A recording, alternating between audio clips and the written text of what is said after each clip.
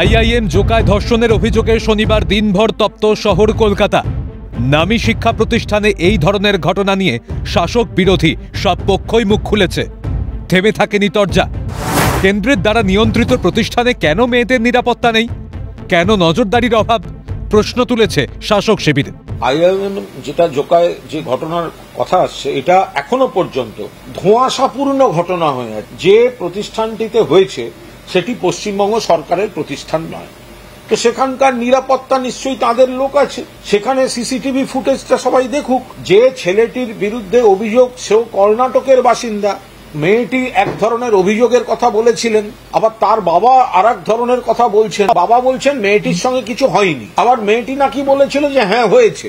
সেটা রাজ্যের সামগ্রিক আইন শৃঙ্খলার মধ্যে কি করে পড়তে পারে এবং তার সঙ্গে তৃণমূল কি করে যোগ দিতে পারে, এটা তো আমি বুঝতে পারছি। অন্যদিকে বিরোধী শিবির বিজেপির দাবি, রাজ্য জুড়ে আইন শৃঙ্খলার হাল শোচনীয় বলেই এই ঘটনা ঘটে চলেছে।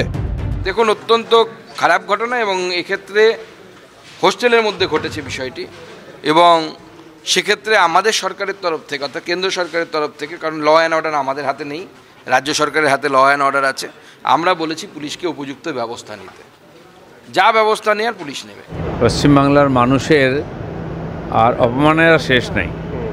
সবচেয়ে প্রিমিয়ার যেগুলো institute, medical college, law college আর ম্যানেজমেন্ট কলেজ, সেখানে যদি এই ধরনের দুর্ভাগ্যজনক আর নক্কারজনক ঘটনা হয়, বাঙালি হিসাবে আর কি মাথা উঁচু করে আমরা বাংলার বাইরে পরিচয় দিতে পারবো? আজকে সেই সংকটের সময় এসে গেছে, সারা পশ্চিমবাংলার লোককে এটা ভাবতে হবে। বাংলার শিক্ষা প্রতিষ্ঠানগুলো ক্রমশ ধর্ষণকারীদের আধিপত্য প্রতিষ্ঠার ক্ষেত্র হয়ে দাঁড়িয়েছে বলেই সুর চড়িয়েছে কংগ্রেস। বাংলায় শিক্ষা প্রতিষ্ঠানগুলো ক্রমশ ধর্ষণকারীদের আধিপত্য প্রতিষ্ঠার ক্ষেত্র হয়ে দাঁড়িয়েছে। একবারে দৃষ্টান্তমূলক শাস্তি যদি ব্যবস্থা করা না যায়, তাহলে এই সংক্রমণকে ঠেকানো মুশকিল। রাজ্যে আইন থাকলে প্রয়োগ হচ্ছে না বলেই অভিযোগ করেছেন প্রাক্তন পুলিশ কর্তা অরিন্দম আচার্য। ধর্ষণ এবং অর্গানাইজড ওয়েতে যদি কোনো ক্রাইম করে তার শাস্তি কি সাংঘাতিক। ইনস্পাইট অফ দিস হয়ে চলেছে কেন?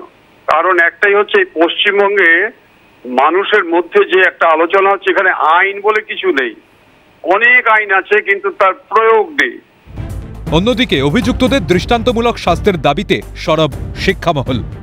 নিরাময়হীন ব্যাধির মতো চারপাশে ছড়িয়ে গেছে।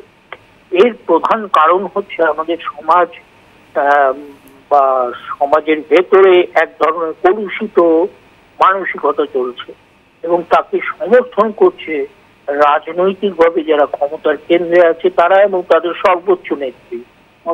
ম্যানেজমেন্ট কলেজের মতো একটা জায়গায় এটা ঘটবে, আমরা হয়তো আরো আশঙ্কায় থাকবো যে এরকম চতুর্দিকেই ঘটতে থাকবে, যতদিন না কোনো একটা দৃষ্টান্তমূলক শাস্তি চালু হচ্ছে। এটা ভয় দেখানোর ব্যাপার হচ্ছে, সরকারের সেদিক থেকে কোনো উদ্যোগ আমি দেখতে পাচ্ছি।